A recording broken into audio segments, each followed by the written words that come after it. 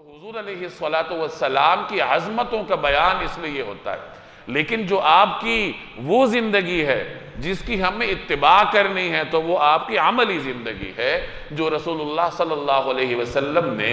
ایک عام آدمی کی حیثیت سے گزاری۔ اللہ تبارک و تعالی نے نبی کریم صلی اللہ علیہ وسلم کو جن بے پایاں کمالات سے نوازا تھا ان میں سے ایک عظیم کمال یہ تھا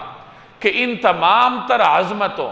اور ان تمام تر رفعتوں کے باوجود نبی کریم صلی اللہ علیہ وسلم نے زندگی ایک عام آدمی کی حیثیت سے گزاری ہے۔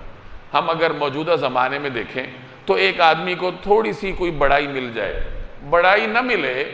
بڑا تھوڑی دیر اس کو اپنے قریب کر لے۔ پرائیویٹ اداروں میں، سرکاری اداروں میں اگر جو ادارے کا مالک ہے، ادارے کا بڑا ہے، اگر کسی ملازم کو وہ تھوڑی دیر اپنے دفتر میں بلوا لے تو باہر نکلتے ہوئے اس کی کیفیت اور ہوتی ہے، اور تھوڑی دیر کے لیے اس کے پھر قدم زمین پر جمتے نہیں ہیں۔ اس کی جو ذہنی روح ہے، اس کا جو اپنے دوستوں کے ساتھ رویہ ہے، ان تمام چیزوں میں تبدیلی آ جاتی ہے کہ میں تو جی افسر اعلیٰ کے دفتر سے ہو کر آیا ہوں۔ تو یہ ہمارا طرز عمل ہے۔ نبی کریم صلی اللہ علیہ وسلم کا رویہ اس حوالے سے دیکھیں کہ ایک طرف آپ کو اللہ نے ان مقامات پر بلایا جہاں جبریل کو بھی جانے کی اجازت نہیں تھی،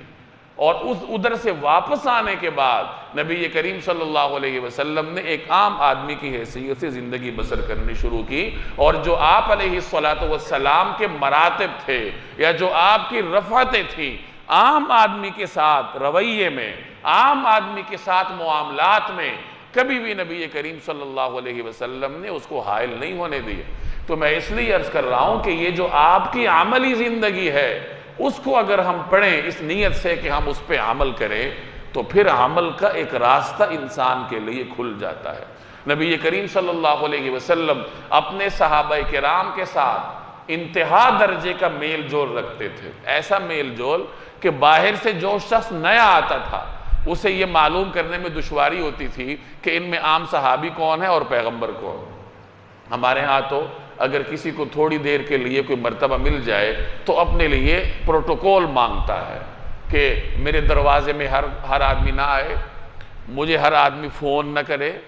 مجھ سے ہر آدمی رابطہ نہ کرے۔ اس طرح کے ہم مختلف حصار اپنے ہاں پیدا کر لیتے ہیں۔ یہ چیزیں ہماری اسلامی روایات کا حصہ نہیں ہیں۔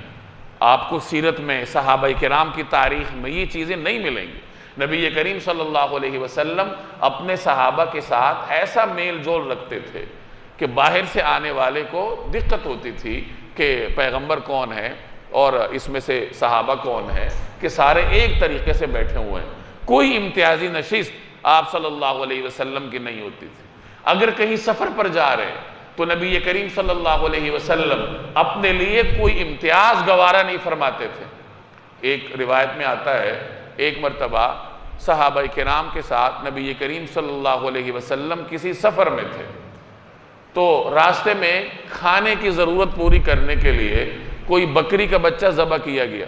پروگرام بنایا گیا کہ بکری کا بچہ ذبح کرتے ہیں۔ اب اس کے لیے باریاں لگ رہی تھیں، ایک صحابی نے کہا میں ذبح کر لوں گا، ایک نے کہا میں پکا لوں گا، ایک نے کہا ہوگا میں کھال اتار لوں گا۔ یعنی اس کام کو کرنے میں جتنی بھی ذمہ داریاں تھیں صحابہ آپس میں تقسیم کر رہے تھے۔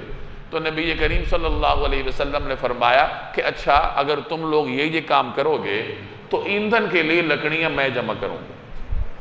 تو صحابہ نے عرض کیا کہ یا رسول اللہ آپ کی جگہ ہم کر لیتے ہیں، آپ کیوں تکلیف فرماتے ہیں، جب ہم خدام موجود ہیں ہم کر لیتے ہیں۔ تو نبی کریم صلی اللہ علیہ وسلم نے جواب میں ارشاد فرمایا کہ نہیں، میں تم میں اپنے لیے کوئی امتیازی بات پسند نہیں کرتا۔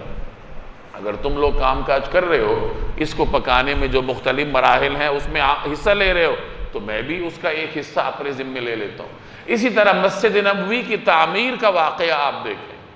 غزوہ خندق کے لیے خندق کی کھدائی کا واقعہ آپ دیکھیں،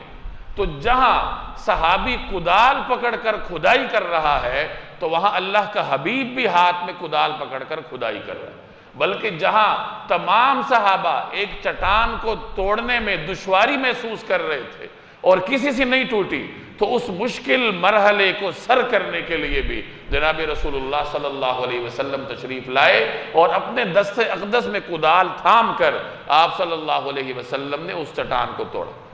اور جب صحابہ نے شکایت کی کہ بھوک کی وجہ سے ہمارے پیٹ پر پتھر بندھے ہوئے، تو نبی کریم صلی اللہ علیہ وسلم نے انہیں اپنی صورتحال دکھائی، تو صحابہ نے دیکھا کہ اللہ کے حبیب کے پیٹ پر 2 پتھر بندھے ہوئے۔ تو جہاں صحابی جو کام کر رہا ہے اس کے شانہ بشانہ جناب رسول اللہ صلی اللہ علیہ وسلم بھی بنفس نفیس موجود ہیں اور مسلمانوں کو ایک پیغام دے گئے کہ مسلمانوں میں دنیاوی بنیادوں پر امتیاز نہیں ہوا کرتے، امتیازات آپس میں میل جول میں سماجی زندگی میں نہیں ہوتے، بلکہ سماجی زندگی میں کوئی بڑا ہے کوئی چھوٹا ہے، جب کوئی کام کرنا ہے تو سارے اس میں برابر کی حیثیت سے شریک ہو۔